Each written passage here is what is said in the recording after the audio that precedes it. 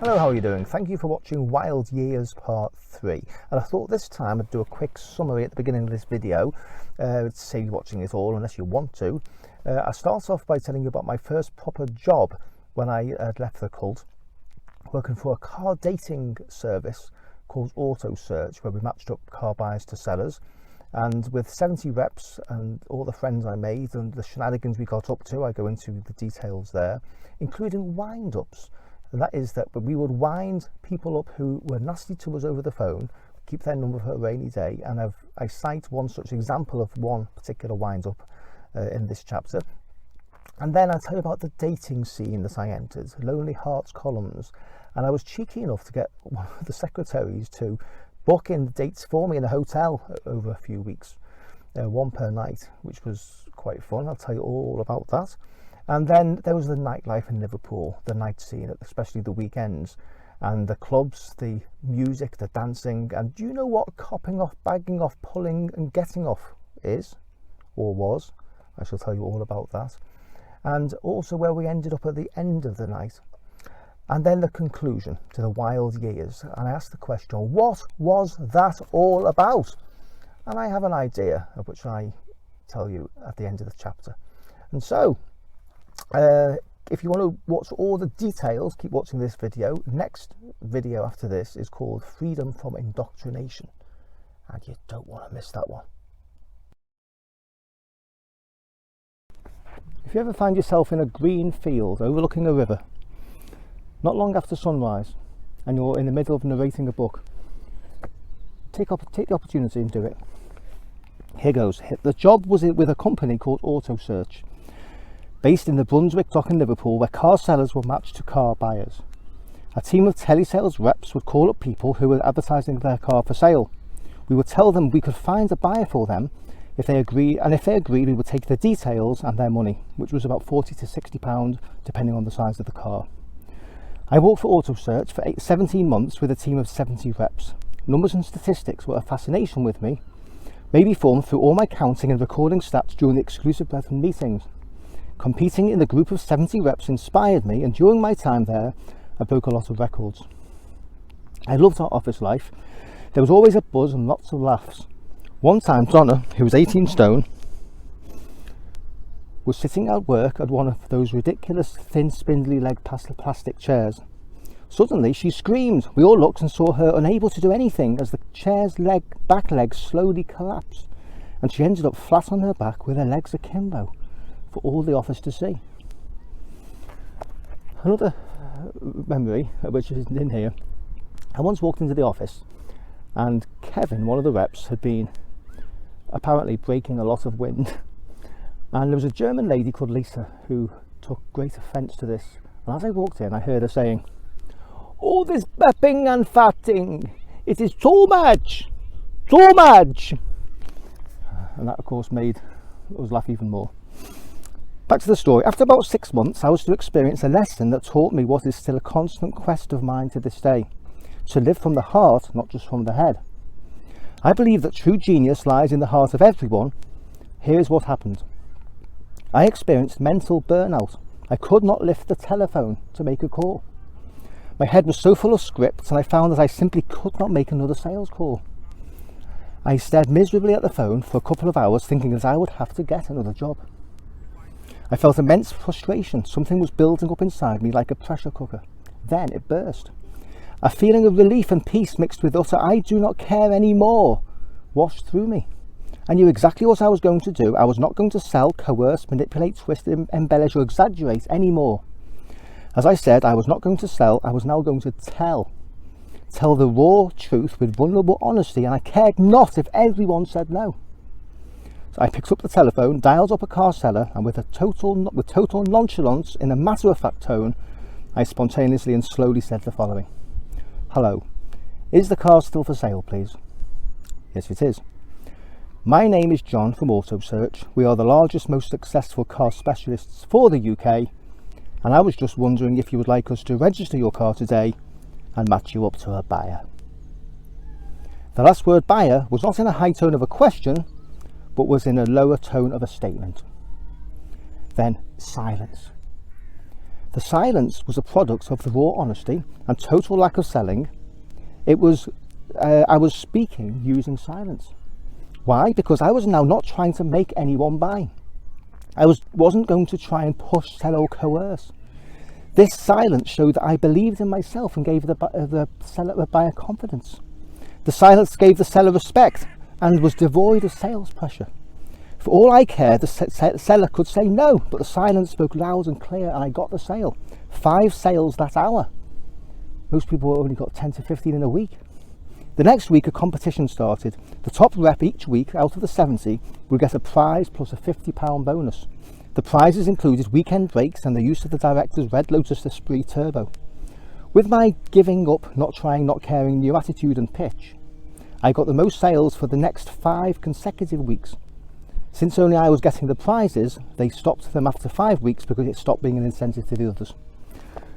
Now, the reason why I shared this isn't because to brag about my selling genius.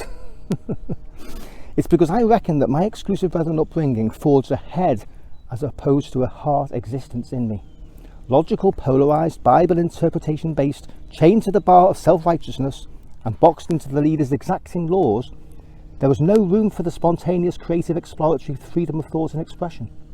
The former, as I've come to see and experience, is not being true to myself.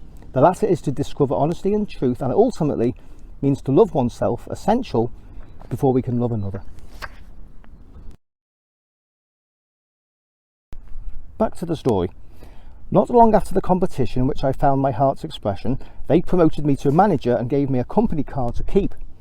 Unlike the director's car, the Lotus Esprit Turbo, it was a blue 1973 Mercedes 240 diesel. It was so long that when you turned the large steering wheel, the Mercedes bonnet ornament seemed to move like the bow of a ship. I think it had done over 200,000 miles. It sounded like a tank, cost £300, used 5 litres of oil a week, and the engine blew up after 3 months. Still, no regrets. I scrapped it and got 150 quid for it. My job as a manager was to get the sales of the company up to 1,000 per week. Up to now, the record was about 600 a week. There were 2 other managers, Mary and Peter. Mary was a great down-to-earth scouser from Kirby, about 10 years older than myself. Peter was 18, full of confidence, and wore the best ties in the office. We would put on bonuses if we got the sales figures up to over 1,000, so the challenge was on. I got together with Mary and Peter and hatched a plan.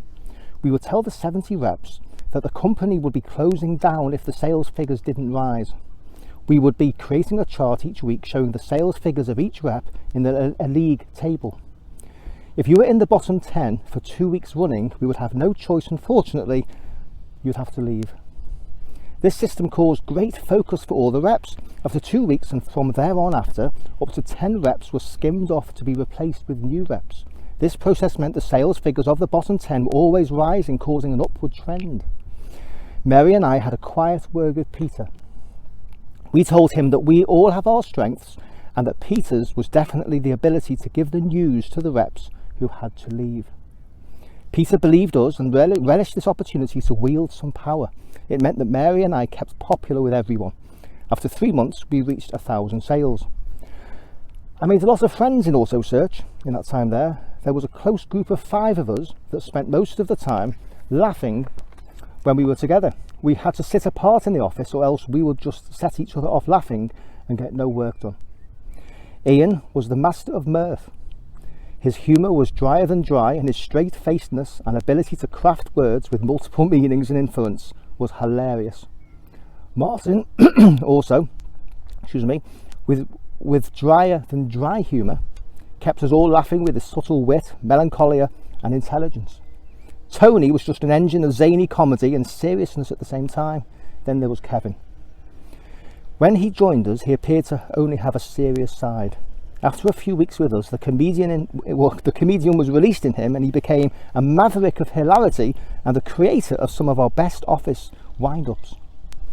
When you are spending lots of hours on the phone, you need a break. Something to refresh your mind and recharge your batteries. When a prospective customer would swear or be really nasty to any of us, or any of the reps, we would make a note of his telephone number, he would then be a candidate for a little challenging in the form of a wind-up at some point. These wind-ups were not exactly ethical, but they were great fun. We would also record the conversations, as playing them back produced as much fun as actually doing them. Kevin seemed to have endless ideas, and the best ever wind-ups came from his genius. 141 was dialed before the number, so our number could not be traced. Here is one of them. So this involved three different reps. So rep 1, he phoned up this man who had been extremely nasty to one of us. Hello, is that Mr. McGregor? Yes, speaking. It's Jimmy here. When Dave phones up, can you tell him that Jimmy says that the TV is fixed now? Thank you. Mr. McGregor, I think you've got the wrong number. Rep, is the number, and then he read out Mr. McGregor's number. And are you Mr. McGregor? Yes, but in that case, just pass the message on when Dave phones. Thank you. And he slams the phone down, leaving Mr. McGregor very confused. 20 minutes later, another rep phones up. Hello, is that Mr. McGregor? Yes, speaking. When Dave calls, could you pass the message on that Ian says it's a definite no? Thank you. Mr. McGregor, who is this calling? Rep 2. It's Ian, and your number is, and he read out his number, isn't it? Yes, but just tell Dave the answer is no, thank you, and slams the phone down. 20 minutes later, Rep 3 phones up. Hello, is that Mr. McGregor? Now, Mr. McGregor was suspicious. Who is this calling? Rep 3 said, it's Paul. When Dave calls, could you pass the message on that Paul says he's got the job? Thank you. Mr. McGregor getting angry now. Now wait a minute, who are you? Rep 3, I've told you, Paul. Just pass the message on, I'm busy. Bye. And slams the phone down. So Mr. McGregor, in the space of an hour, has had 3 phone calls with people telling him to pass the message on to Dave. 20 minutes later, Rep 4 phones up. So there was 4 reps here. Hello, any messages? Mr. McGregor, who are you? The Rep 4, I'm Dave. Any messages for me? Mr. McGregor very angry. Who do you think you are? Rep 4, I'm Dave, just collecting my messages. You're Mr. McGregor, aren't you? Any messages? Mr. McGregor absolutely started swearing his head off in a rage. Rep 4, stop being such a nuisance, Mr. McGregor. I am just using your number as a message service for the next week or so. Any messages? Mr. McGregor slammed the phone down. The moral of the story is, be nice to sales reps on the phone.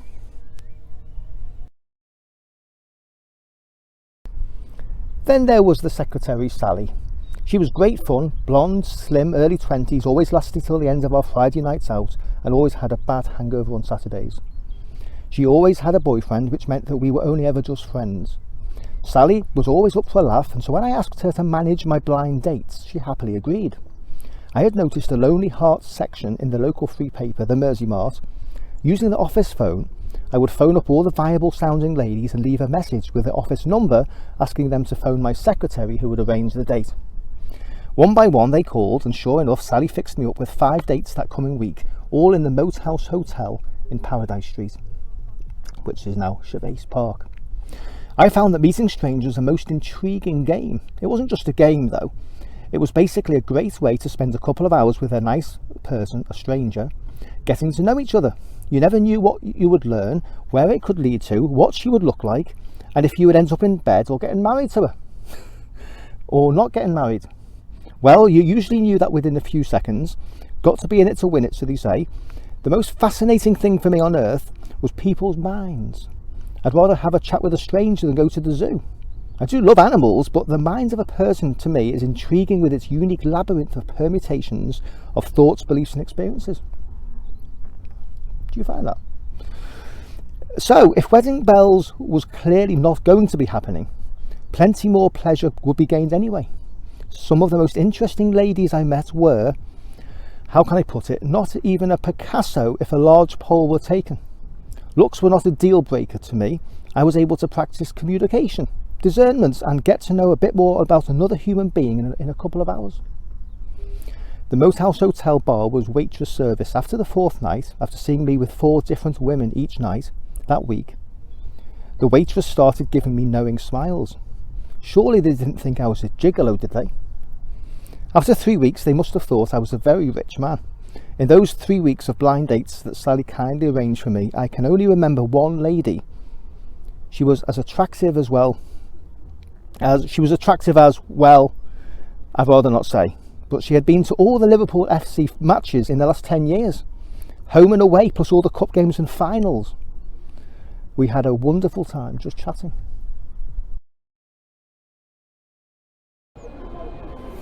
The Auto Search community had a great social life too.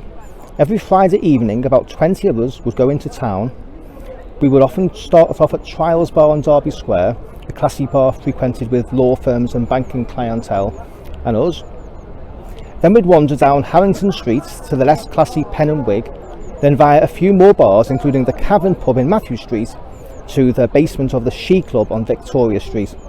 I have no idea why we would often end up here, but I suspect it was because of the reputation of the women who went there for two reasons. One of them was to look pretty. The club was dark and hot and was downstairs in the basement and was always packed like sardines. It was 1990 and us men from the office wore suits and competed with each other who could wear the most outrageous tie. We would spend most of the night on the dance floor break dancing till the last song, the infamous Slowy.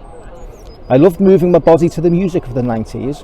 Techno was coming in with some incredible dance songs, with my favourites being from Corona with her Baby Baby, Rhythm of the Night and Try Me Out. Do you remember them? Then there was MC Sar and the Real McCoy with Runaway and Another Night, and my all-time favourite dance song, Clock, with Everybody. We danced so hard for so long that sometimes I would almost be sick. The last song was traditionally a slowy, so called because it was a slow song, believe it or not. This would be the chance to cop off or bag off or get off or pull with one of the girls whose eye you had caught during the night. This meant dancing the slow song with her, holding each other tightly, usually snogging, and a combination of either exchanging phone numbers, going home with her, going out with her, having a one-night stand with her, or getting married. This last one, though rare, happened to one of our colleagues. I went to the wedding.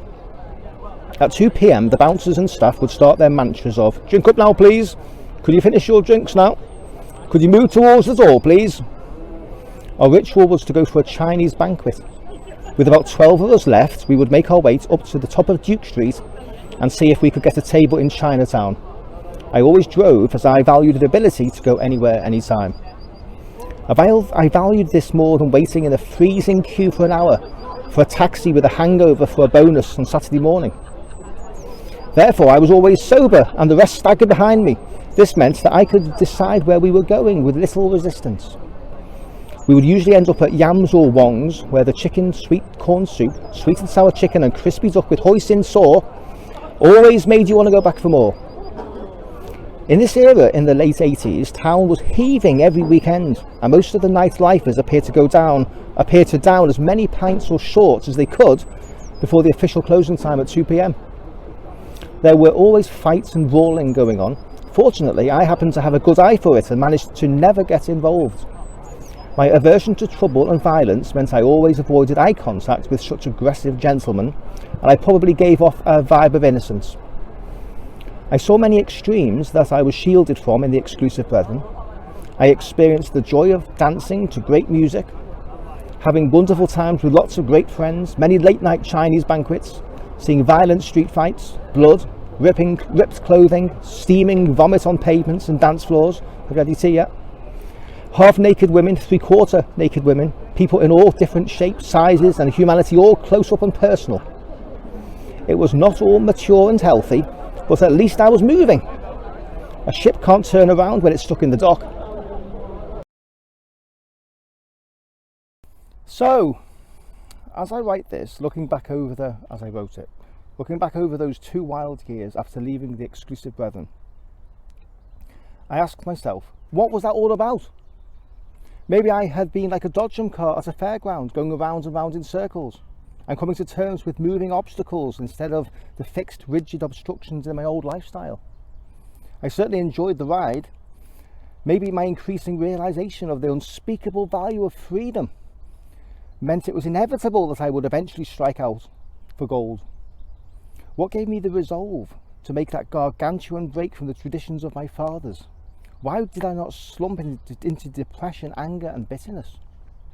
What I saw on my 22nd birthday was so clear, so profoundly obvious, so motivating, that in that moment I had made a total single-minded commitment that I was going to leave. In 10 years from now, I said, I'm going to be 32. I'm not going to spend another 10 years being unhappy. I'm going into the world 100%, and if I ever get my head round to come back to the Exclusive Brethren, then I shall, but only if I do it 100%. Sorry, Lord, I tried to please you, but I failed. A wise man once said that a double-minded man is unstable in all his ways. I found this to be absolutely true. My absolute commitment gave me the stability to sustain my escape until the time came when I eventually could understand that this break from my past was one of the best decisions of my life. Perhaps by the end of this story, you will agree with me. Thank you for watching Chapter 10, The Wild Years and Cult Escape. No need to buy the book. You can get it free on Amazon Unlimited as an ebook, or just watch these YouTube videos if you like. It's all on there. I didn't write this Wild Years chapter for entertainment. It was for people who are trapped in religious cults, who are fearing the world, and they've been told that this world outside is wicked and sinful and bad and you'll only fail. No. Explore, be bold, have faith and confidence that to make mistakes is to grow, and to learn a ship in port that can't turn round. You have to be moving. And this is why I let these things out and told my story. Lots of errors there, lots of fun. Do I recommend freedom? You bet. The next chapter, chapter 11, Freedom from Indoctrination, is my story, how I went on the journey and got free from the indoctrination that I was indoctrinated with from birth for those 22 years. I'll tell you all about it. See you soon.